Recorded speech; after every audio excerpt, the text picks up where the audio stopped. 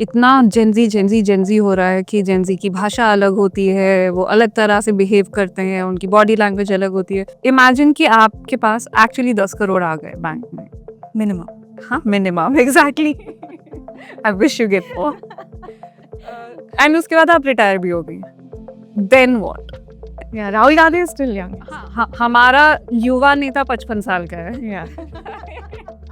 आपके पास इस वक्त जितने बड़े लीडर्स हैं वो सब सीनियर सिटीजन्स ही हैं, और अगर आप सबकी एज देखेंगे तो आपको लगेगा कि हमारे प्राइम मिनिस्टर तो उनमें सबसे नीचे हैं।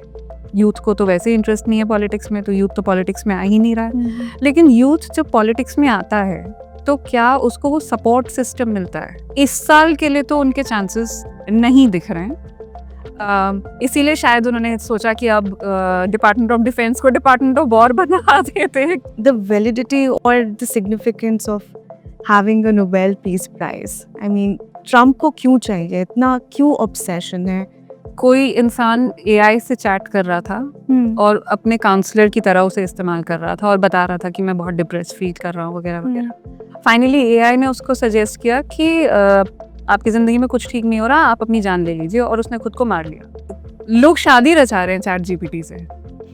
तो आप कितने अकेले होगे ज़िंदगी में कि आपको चैट जीपीटी से शादी करने का मन कर रहा है कि और कोई नहीं है जो मेरी बात समझ सके, लेकिन ये मशीन मेरी बात समझ रही है। ये वही है जो दुनिया के किसी भी टॉपिक पे ऐसे बात करती हैं जैसे आप किसी क्लासरूम में बैठे हो, चाहे वो पॉलिटिक्स हो, कल्चर हो या रोजमर्रा के कोई भी मुद्दे।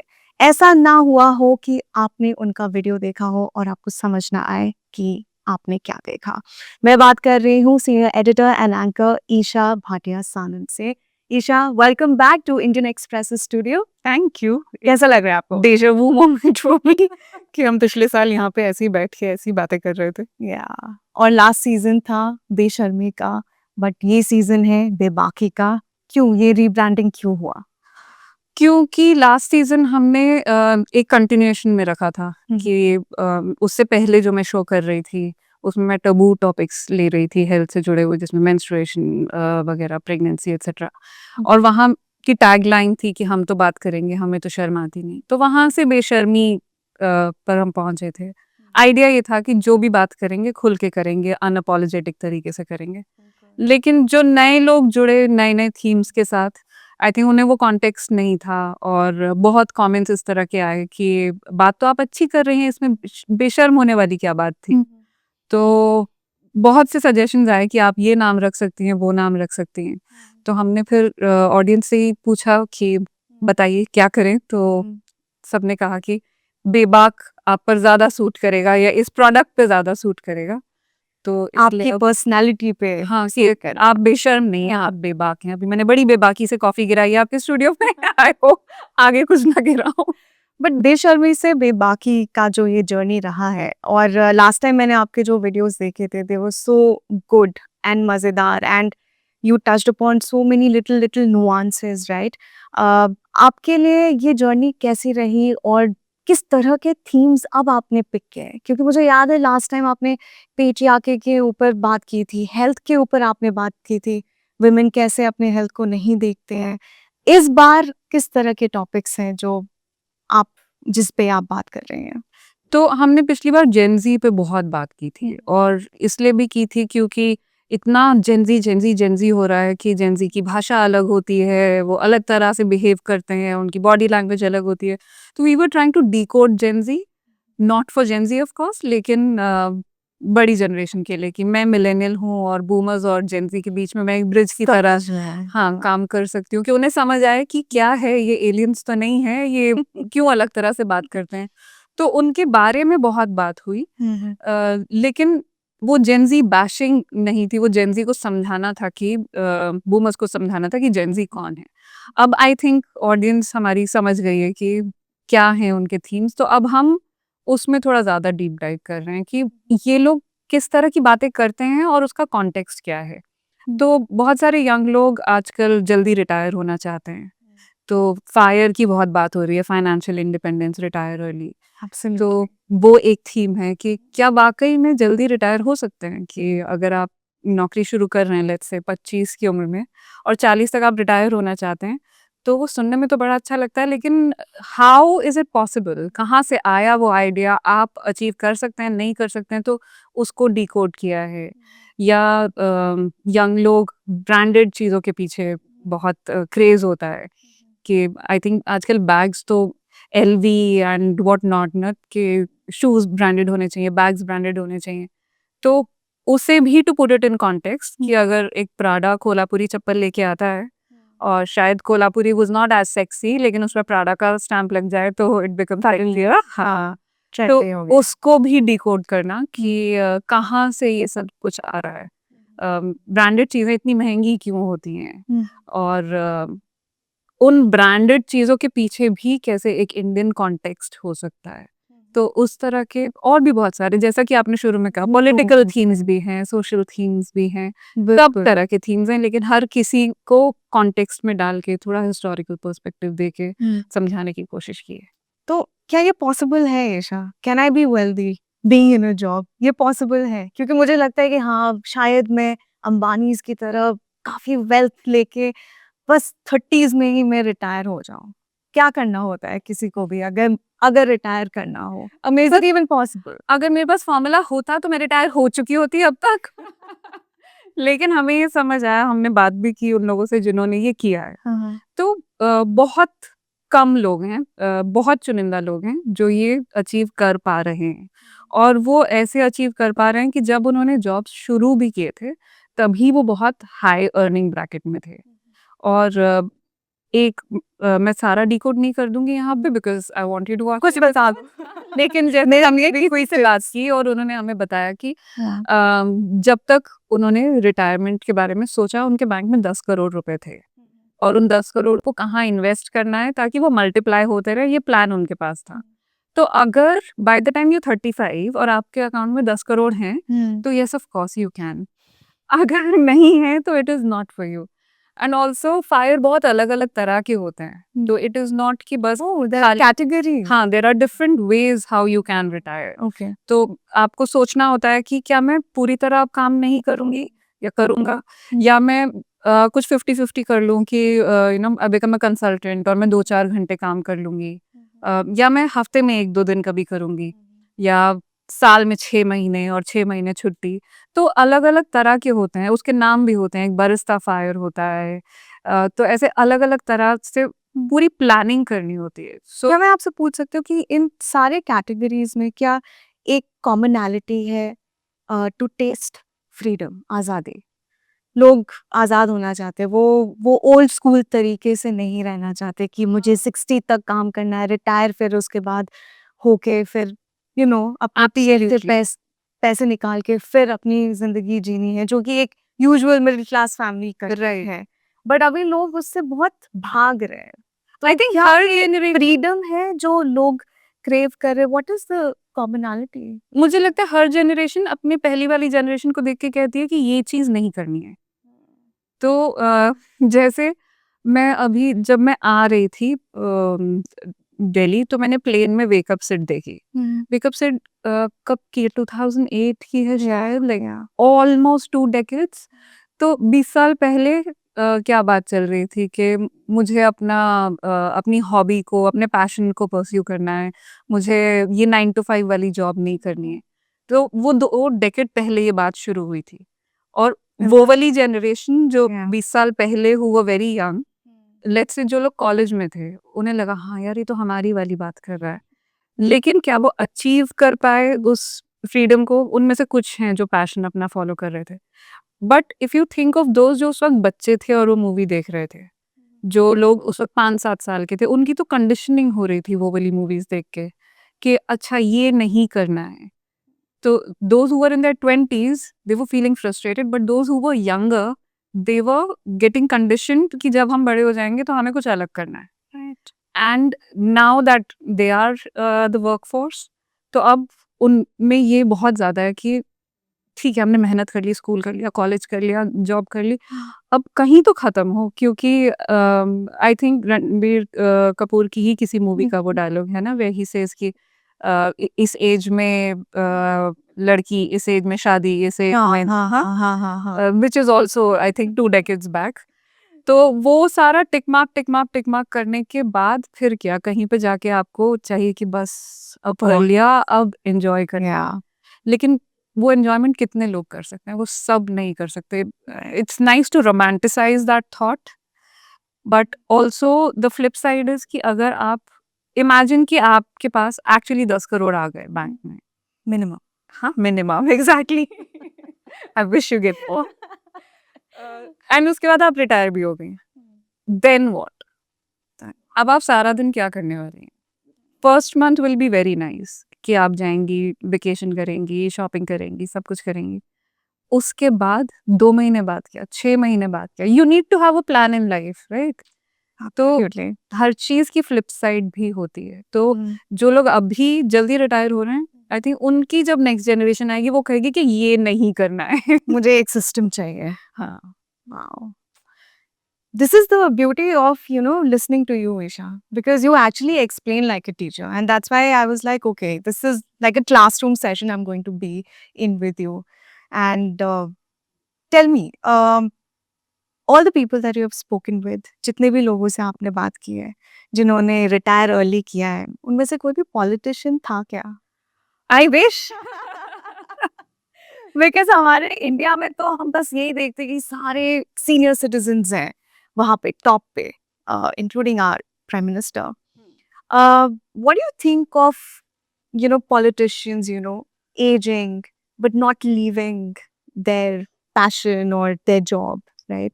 Do you think politicians को भी retire early कर लेना चाहिए, उनको भी fire concept को accept कर लेना चाहिए? आई थिंक पॉलिटिशियंस का तो करियर शुरू ही होता है 40, 45, 50 के बाद।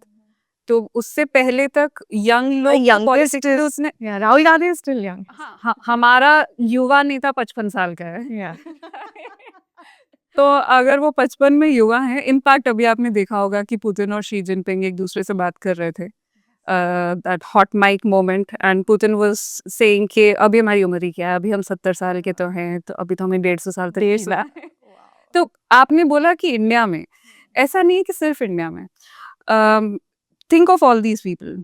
Biden when he left 82, right now you have Donald Trump, China में शी जिनपिंग है, रशिया में पुतिन है, टर्की में एर्दोआन है। आपके पास इस वक्त जितने बड़े लीडर्स हैं वो सब सीनियर सिटीजन्स ही हैं। और अगर आप सबकी एज देखेंगे तो आपको लगेगा कि हमारे प्राइम मिनिस्टर तो उनमें सबसे नीचे हैं। उनसे छोटे पाकिस्तान के हैं शहबाज शरीफ, आई थिंक ही 70। तो इस वक्त दुनिया को सब बुजुर्ग पुरुष चला रहे हैं, and it is nothing new, to tell you the fact. It actually, as I said, कि हमारा आइडिया है इस शो में कि हम हर चीज़ को कॉन्टेक्स्ट में डालें, थोड़ा हिस्टोरिकल पर्सपेक्टिव में। So if I could give you little historical perspective to this, कि एंशिएंट ग्रीस में, I am not talking 2025, ancient Greece में एक जगह होती थी स्पार्टा। वहाँ का जो सिटी काउंसिल था, उस सिटी काउंसिल में राजा के पास 2 सीट्स होती थी और बाकी जितनी सीट्स होती थी उसकी कंडीशन ये थी कि you had to be a male and you had to be a minimum of 60 years of age. Minimum? Yes. अगर आप 60 से कम हैं तो आप सिटी काउंसिल में नहीं हो सकते। मतलब वो लोग जो डिसीजन मेकिंग में हैं, डिसीजन मेकर्स की उम्र 60 से ऊपर होगी। क्यों होगी? क्योंकि तब तक आपने इतना तजुर्बा कर लिया है कि आप वो वाले फैसले ले सकते हैं जो आपके शहर के लिए जरूरी हैं। It also हेल्स from the patriarchal mindset कि आप घर के बड़े हैं, बुजुर्ग हैं और आप तय करेंगे। तो वो चीज जो एंशिएंट ग्रीस में थी वो चली आ रही है अभी तक। आप डेमोक्रेसी में एक अलग सेटअप कह सकते हैं कि ठीक है लोग इलेक्ट कर रहे हैं, लेकिन वर्ल्ड स्टेज पे जब आप इमेज देखते हैं, वेदर इट्स अ G7 और अ G20, when you see those family photos, अभी SCO हुआ, if you see the family photos, you will see 80 to 90% of them are senior citizens. Yes. And they are male. उसमें आपको एक आध, बहुत मुश्किल से कोई एक आध महिला दिखेंगी। SCO में तो था ही नहीं कोई। तो that is how it is. तो बहुत ज़्यादा बदला नहीं है। Yeah, but how do you see this? And ये क्या बदलना चाहिए? High time. It should. हाँ, there should be representation. तो again like you said कि जिन जिन लोगों से बात की है, so I've also talked to people who are researching or working on this कि youngsters क्यों politics में interested नहीं है. मतलब आप बड़े लोगों से ये सुनेंगे कि यूथ को तो वैसे इंटरेस्ट नहीं है पॉलिटिक्स में, तो यूथ तो पॉलिटिक्स में आ ही नहीं रहा है. लेकिन यूथ जब पॉलिटिक्स में आता है तो क्या उसको वो सपोर्ट सिस्टम मिलता है? वो नहीं मिलता है. I remember there was a time when there were a lot of young people, whether it was Rahul Gandhi who was really young at that time, or there was Jyotiraditya Scindia, all these boys at that time, वो लोग सब young थे, लेकिन did they get that kind of support? Maybe they didn't prove themselves, लेकिन क्यों नहीं हो पाता है वो?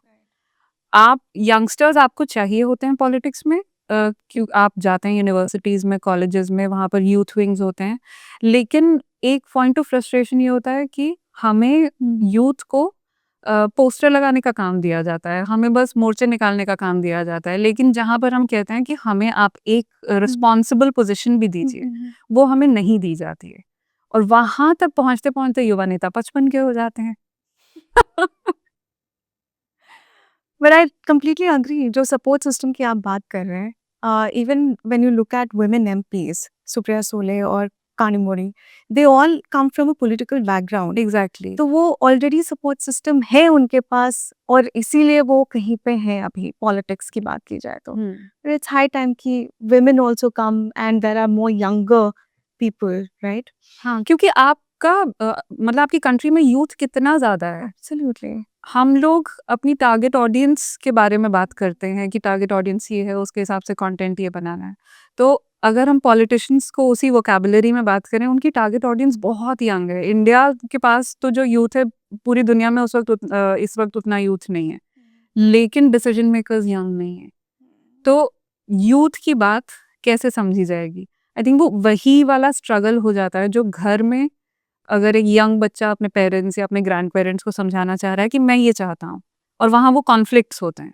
तो वही आप नेशनल या इंटरनेशनल लेवल पे देखते हैं कि ट्रम्प कुछ ऐसा डिसाइड कर देते हैं जो खैर वो तो सिर्फ नहीं किसी को समझ में नहीं आ रहा. It is not just about you, Unpredictable. लेकिन because he is looking at things from a different lens. Absolutely. Yeah. लेकिन आपका जो यूथ है, क्या उसे वाकई वो चीज चाहिए जो आप डिसीजंस ले रहे हैं? तो there is a huge gap. Donald Trump is right now in a revenge mode.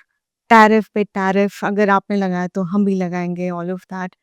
How do you assess his presidency right now, considering जो tariff war अभी हुआ है और and also that his consistent demand कि मुझे Nobel Prize चाहिए क्योंकि right. चाहे वो इसराइल पैलेस्टीन हो या रशिया यूक्रेन हो या इंडिया पाकिस्तान हो, उसका Right. पूरा क्रेडिट उन्होंने ही लिया कि सीजफायर मैंने करवाया है. राइट. कैसे देखती हैं आप डोनाल्ड ट्रम्प को अभी, किस तरह से वो अपनी प्रेसिडेंसी को? I am glad you ask, क्योंकि अभी जो लास्ट एपिसोड गया वो इसी पे था कि डोनाल्ड ट्रम्प ही दुनिया में शांति के दूत हैं इस वक्त.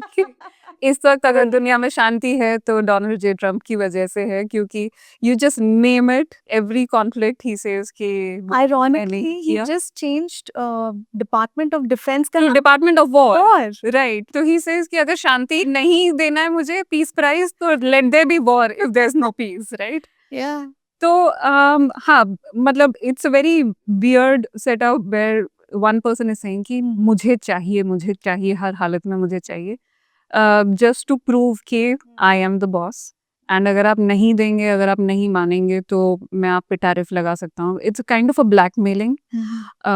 एंड अगर आप देखें तो ये जितने कॉन्फ्लिक्ट्स हैं जहाँ पर वो क्लेम करते हैं कि मेरी वजह से पीस आया है, वहाँ पर एक साइड कहती है कि हाँ इन्होंने किया, दूसरी साइड नहीं कहती है. तो वो जो नेगोशिएशन है वो एक साइड के साथ हो पाता है.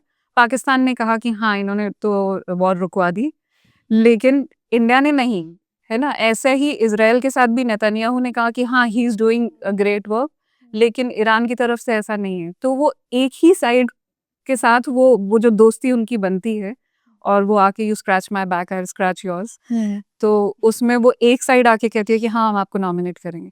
But talking of the nominations and weather ही, एक तो है वेदर ही डिजर्व्स, ये अलग सवाल है, लेकिन technically weather he can get, वो भी अलग सवाल है. तो ये क्या आप समझा सकते हो, क्योंकि महात्मा गांधी शांति के दूत, उनको अभी तक नोबेल प्राइज नहीं मिला है. राइट. उन्हें कभी नहीं दिया गया और ना दिया जाएगा. तो अगर आप उसका प्रोसीजर देखेंगे तो उसमें कितने लोगों को भेजा जाता है, के नाम भेजे जाते हैं, वो नोबेल कमेटी डिस्क्लोज नहीं करती है अंटिल अ सर्टेन टाइम। 20-25 साल जो भी उनका लिमिट है, उसके बाद ही वो लोग बताते हैं कि इस साल में इतने नॉमिनेशन, इतने लोगों के लिए लेटर्स आए थे। तो भले ही न्यूज़ में आपको लगातार ये सुनने को मिल रहा हो कि नेतन्याहू ने नॉमिनेट कर दिया, फलाँ ने कर दिया, इन्होंने कर दिया, पाकिस्तान ने नॉमिनेट किया है, लेकिन उसका मतलब क्या है? Does that mean anything at all? तो नॉमिनेशंस की डेडलाइन होती है 31 जनवरी हर साल। तो 31 जनवरी से पहले तक जो गए हैं वो कंसिडर किए जाएंगे। जैसे अभी हम 2025 की बात कर रहे हैं, 10 अक्टूबर को नोबेल पीस प्राइज अनाउंस होगा और 10 अक्टूबर को वो वाला अनाउंस होगा जिसकी डेडलाइन 31 जनवरी थी। यानी उसके बाद के जो महीने हैं वो कमिटी डिसाइड करती है कि ये लोग हैं, उनका बैकग्राउंड चेक किया जाता है, एक प्रोफाइल बनाई जाती है, रिपोर्ट सबमिट की जाती है। तो ये सारे जिन नॉमिनेशंस की हम बात कर रहे हैं वो सब उस डेडलाइन के बाद हुए हैं। एक जुलाई में हुआ है, एक अगस्त में हुआ है। तो ये तो कंसिडर इस साल के लिए यूं भी नहीं किए जाएंगे। अगर कंसिडर किए जाएंगे तो वो 2026 के लिए होंगे। उससे पहले भी कई लोगों ने किया है जो यूएस से हैं, जो डोनाल्ड ट्रंप के करीबी लोग हैं, उन्होंने नॉमिनेट किया था। ये भी कहा जाता है कि डोनाल्ड ट्रंप की जो लॉबी है वो सीधे नॉर्वे से भी बात कर रही है कमिटी से कि कुछ उन्हें देना चाहिए। But again the question is कि किस चीज़ के लिए? तो अगर वो कहें कि पुराना वाला देखो कि अब्राहम अकॉर्ड्स के लिए दे दो, ऐसा नहीं होता है कि collectively it is not that kind of an award जहाँ बोला जाए कि हाँ आपने ये 10 काम किए थे और ये आपने पिछले 10 साल में ये 10 काम किए हैं। So it will depend completely कि कब नॉमिनेशन गया, उस पे रिपोर्ट क्या बनी। तो इस साल के लिए तो उनके चांसेस नहीं दिख रहे हैं। इसीलिए शायद उन्होंने सोचा कि अब डिपार्टमेंट ऑफ डिफेंस को डिपार्टमेंट ऑफ वॉर बना देते हैं क्योंकि इस साल में ये तो चांसेस नहीं है। He's clothing his Department of Peace, it seems. Right.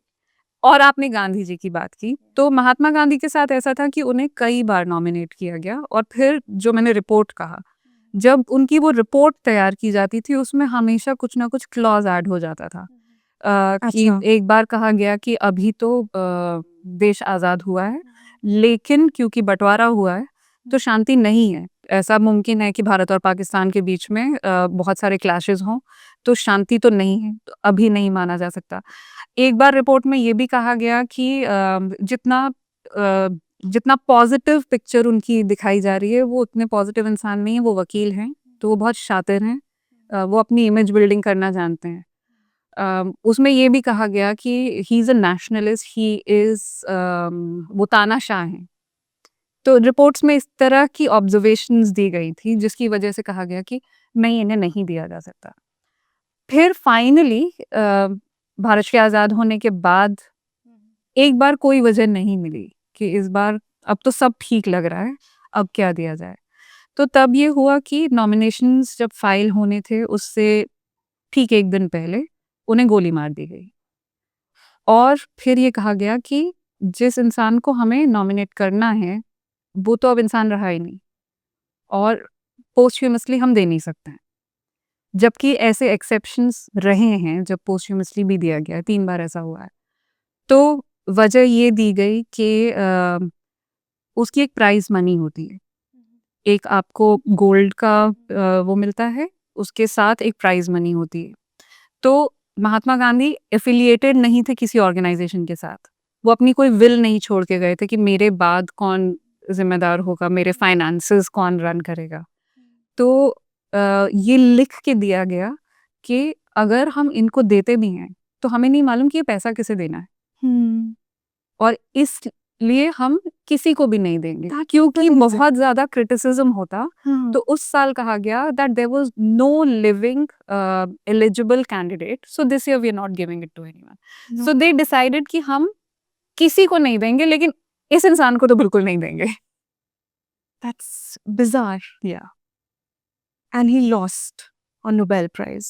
But what is I mean, the validity or the significance of having a Nobel Peace Prize? I mean, Trump को क्यों चाहिए? इतना क्यों obsession है? Is it because of all the, I don't know, but एक तो rumor ये है कि बराक ओबामा को मिला था तो इसलिए उनको भी चाहिए, इस तरह से कुछ स्टोरीज। हाँ, वो र्यूमर तो नहीं, वो तो वो खुद से कह चुके हैं, वो साफ-साफ कह चुके हैं कि ओबामा ने तो कुछ किया भी नहीं था। वो प्रेज़िडेंट बने और उन्हें दे दिया गया और मैं तो इतना कुछ कर रहा हूँ। हाँ, तो और ये भी मुझे नहीं तो हाँ, आई थिंक ट्रम्प एक ईगोइस्ट इंसान तो है, सब जानते हैं, तो उन्हें अपनी ईगो सैटिस्फाई करनी है कि मैं ये कर रहा हूँ और वो उनके वोटर बेस के लिए मेरे ख्याल से बहुत ज़्यादा ज़रूरी है। तो वो अमेरिका की इंटरनल पॉलिटिक्स है जो ग्लोबल स्टेज पर दिखाई देती है कि आप अ, एक विक्टिम कार्ड भी प्ले करते हैं। आई थिंक सोशल मीडिया के ज़माने में सेल्फ विक्टिमाइज़ेशन एक रोमांटिक थॉट बन गया है। हर किसी के साथ कुछ ना कुछ बुरा हो रहा है और हम बहुत रिलेट करते हैं उसके साथ जिसके साथ बुरा हो रहा हो। तो ट्रम्प जो इतनी पावरफुल पोजीशन में है, वो इंसान विक्टिम कैसे हो सकता है? तो वो यहाँ पर विक्टिम कार्ड खेल सकते हैं कि देखो मैं कितना कर रहा हूँ, लेकिन कोई समझ ही नहीं रहा है कि मैं कितना कुछ कर रहा हूँ। But he must be feeling lonely at this point in time after specially जो एससीओ समिट हुआ उसके बाद जो फोटोज बाहर निकल के आए मोदी शी जिनपिंग और पुतिन की एक साथ उन्होंने कहा कि कुछ तो कंस्पिरेसी चल रहा है मेरे खिलाफ but talking of loneliness you have also spoken about that and how AI is a part of that loneliness. Right. Do you think AI can play a part of um, वो जो loneliness जो लोग feel करते हैं पहले पहली तो बात ये है कि मुझे ये लगता था कि एआई के थ्रू लोनलीनेस खत्म हो जाएगा क्योंकि कॉन्स्टेंटली आपके पास कुछ है बात करने के लिए कोई है जो आपको सुन रहा है आपकी इनफैक्ट काउंसलिंग भी कर रहा है राइट। बट आप कुछ और कह रहे हैं आप कह रहे हैं कि लोनलीनेस बढ़ जा रहा है एआई की वजह से why do you say that अभी रिसेंटली कोई इंसान एआई से चैट कर रहा था और अपने काउंसलर की तरह उसे इस्तेमाल कर रहा था और बता रहा था कि मैं बहुत डिप्रेस फील कर रहा हूँ वगैरह वगैरह। फाइनली एआई ने उसको सजेस्ट किया कि आपकी ज़िंदगी में कुछ ठीक नहीं हो रहा, आप अपनी जान ले लीजिए और उसने खुद को मार लिया। तो अगर हम उस मशीन को बगैर ये समझे कि उसकी लिमिट्स क्या हैं, उस तरफ कोई इंसान नहीं बैठा है जो मुझसे बात कर रहा है। स्कैरी है हाँ, वो सिर्फ प्रोग्राम्ड है। अम, लोग शादी रचा रहे हैं चैट जीपीटी से। तो आप कितने अकेले होगे ज़िंदगी में कि आपको चैट जीपीटी से शादी करने का मन कर रहा है कि और कोई नहीं है जो मेरी बात समझ सके, लेकिन ये मशीन मेरी बात समझ रही है। तो जो जनरेटिव एआई डिपेंडिंग ऑन कौन-सा किस कंपनी का है, हर कोई अलग-अलग तरह से प्रोग्राम किया गया है। मोस्टली प्रोग्राम इस तरह से किया जाता है कि वो आपकी हाँ में हाँ मिलाए। तो हर किसी को पसंद है ऐसा इंसान जो आपको क्रिटिसाइज़ नहीं करेगा। है ना? सारा दिन आपको कहा जाए कि अरे वाह! तुमने तो ये बहुत अच्छा किया, ये भी सही है, ये भी सही है। तो वो हाँ, हाँ सुनना आई थिंक वहीं से वो ट्रम्प को भी शायद जनरेटिव एआई से ज़्यादा बात करनी चाहिए क्योंकि वो उन्हें बिल्कुल भी क्रिटिसाइज़ नहीं करेगा। तो उस वजह से लोग अकेले हो रहे हैं। और I will give you a very small example. अभी ये सब कुछ बहुत हाल-फिलहाल का है। मैंने कॉन्वर्सेशंस बदलते हुए देखा है कि लोग अपनी पर्सनल लाइफ में अगर कुछ चल रहा हो, छोटी-मोटी भी सजेशंस चाहिए हो कि बच्चे को किस स्कूल में भेजना है या कौन से डॉक्टर के पास जाना है, आप एक-दूसरे से पूछते थे। आप अपने फ्रेंड सर्कल में पूछेंगे, अपने कॉलीग से पूछेंगे। अब आप राइट करेंगे, उस पॉइंट पे जाएँगे, लेकिन उससे पहले आप अपने फ़ोन खोल के आप एआई से पूछेंगे कि ये है, बताओ कौन से डॉक्टर के पास जाना है, right? Can you compare this school to this school? तो your first contact person is AI. Can I retire early Exactly. What do I do to get 10 crore minimum in my account? तो all of that हाँ, on AI तो वो दिक्कत है कि आपका पहला जो कॉन्टैक्ट जेन्युइन कॉन्टैक्ट नहीं है। हाँ, अब आप अपने पेरेंट्स से सजेशन मांगने से पहले एआई से सजेशन मांगते हैं। अपने बॉस को ईमेल भेजने से पहले you run it through AI कि ये मैंने ठीक लिखा है या इसमें कुछ और डाल दूँ। तो सब कुछ जो आपका दिमाग कर रहा था वो एआई आपके लिए कर रहा है। आई एम नॉट सेइंग कि आपको असिस्टेंट की तरह उसे इस्तेमाल नहीं करना चाहिए। असिस्टेंट की तरह करना चाहिए, वो बना ही इसलिए है। लेकिन जो ओवर डिपेंडेंस है उस पर, वो प्रॉब्लमैटिक है कि आपको ये लगने लगता है कि मेरे साथ हर वक़्त कोई है। And if I tell you कि सबसे ज़्यादा लोग जनरेटिव एआई को कब इस्तेमाल करते हैं? you're Okay. using it at night, Night. right? To do what? तो data shows that around 2 o'clock, like रात को 12 से 2 बजे के करीब सबसे ज़्यादा एआई से चैट किया जाता है, because you lonely at that time and you not sure कि किसी फ्रेंड से इस टाइम मैसेज करना चाहिए या नहीं करना चाहिए, and people start talking to AI. और उस वक्त लोग सबसे ज़्यादा वल्नरेबल होते हैं।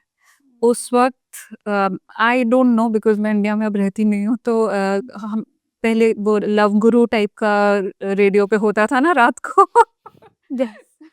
10 o'clock के बाद। हाँ, अभी भी है। तो आई अभी भी है। थिंक अब वो एआई वो लव गुरु वाला काम कर रहा है। तो मैंने एआई से ही ये सवाल किए। मैंने पूछा कि सबसे ज़्यादा लोग किस टाइम आते हैं, तो उसने मुझे बताया कि अराउंड 2 o'clock। मैंने पूछा कि वो लोग क्या-क्या सब पूछते हैं, और वो सवाल इस तरह के थे। सबसे ज़्यादा जो मुझे हिट किया था वो था, एम आई गुड इनफ?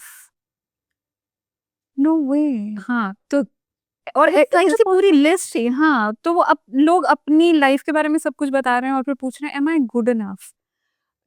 मतलब that really hit me a lot. And then मैंने कई इस तरह की चीज़ें पूछी कि एज ग्रुप क्या होता है, एंड उसमें ज़्यादातर यंग लोग थे, तो इट वाज मोस्टली 14 to 24।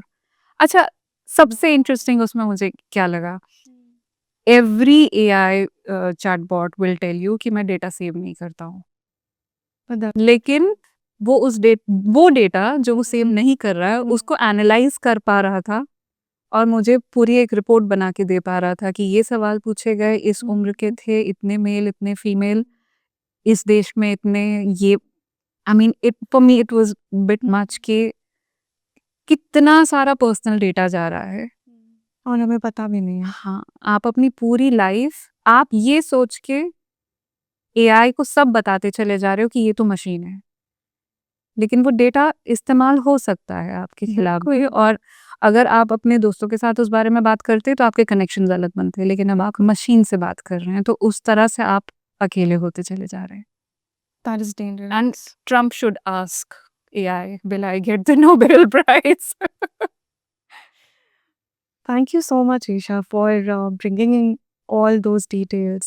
क्योंकि literally right now I'm thinking about it कि कितनी सारी चीज़ें हैं जो हम नहीं जानते हैं, लेकिन आपने इन सारे टॉपिक्स पे जो भी चीज़ें आपने अभी बताई इस कॉन्वर्जेशन के दौरान, it's so interesting for me also, because मुझे भी काफ़ी सारी चीज़ें नई चीज़ें पता चली हैं।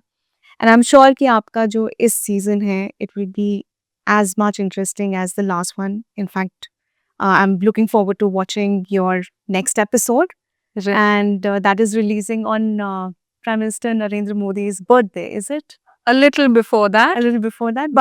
Why is that? The timing is quite interesting for me. नहीं, तो हम लोग क्योंकि this is a collab between Indian Express, Jansatta and Deutsche Welle, तो हम लोग डॉयचे वेले के अपने जो यूट्यूब और फेसबुक चैनल्स हैं उस पर हम लोग हमेशा सैटरडेज शाम को वीडियो रिलीज करते हैं, और अभी हमने डॉयचे वेले के अकाउंट पे डाले हैं, और बहुत जल्द यहाँ जनसत्ता के अकाउंट पे भी डलने शुरू होंगे, and they'll be a little different, a little more fun on the Jansatta page. Absolutely. तो I am looking forward to the comments on the Jansatta page. Deutsche Welle के जो कमेंट्स है वो देख के तो मजा आ ही रहा है। All good ones. All good ones. Yes. But we are also ready for the troll army. Thank you so much, Isha, for joining me in this conversation. Thank you. Thank you so much. And thank you, viewers. Don't forget to like, share, and subscribe to our channel. And do tune in to Isha Sanand's बेबाक्स, हाँ, बेबाकी से आप ये सारे episodes देखिए और share कीजिए, and leave your thoughts in the comment section. Thank you so much for watching. Thank you. Thank you. Thank you.